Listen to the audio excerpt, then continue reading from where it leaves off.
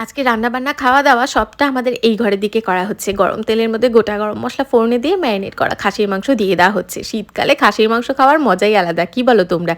এখানে আমি ভূতমুখ হয়ে বসেছিলাম কারণ খানিকটা জ্বর এসেছে। কৃষু মাঝে মধ্যেই বড় কাকার টি-শার্ট ধরে এমন টানাটানি করে সেটা বলার মতন না। মা আবার বাজার থেকে কৃষুর জন্য ছোট্ট একটা গাড়ি নিয়ে এসেছে। ছোট বা বড় যেকোনো গাড়ি পেলে কৃষু আবার বড্ড খুশি হয়। আর একটু এনেছে গুড়, রাতের বেলা মোয়া বানানো হবে। খানিকটা মাংস টেস্ট করে আমি ফ্রেশ হয়ে নিয়েছি আর চলে এসেছি একটা কাকার বাড়িতে গন্ধরাজ লেবু নেব বলে। উফ! গন্ধরাজ লেবুর যা গন্ধ আর খাসির মাংসের সাথে যা লাগে সেটা হয়তো আমাকে আর বলে বোঝাতে হবে না। আর বারান্দায় একটা শাড়ি বিছিয়ে দেওয়া হচ্ছে। এখানেই একের পর এক লাইন দিয়ে সবাই বসে পড়বে। কৃষুও আবার বাবা, দাদুদের সাথে খেতে বসেছে বাবু হয়ে।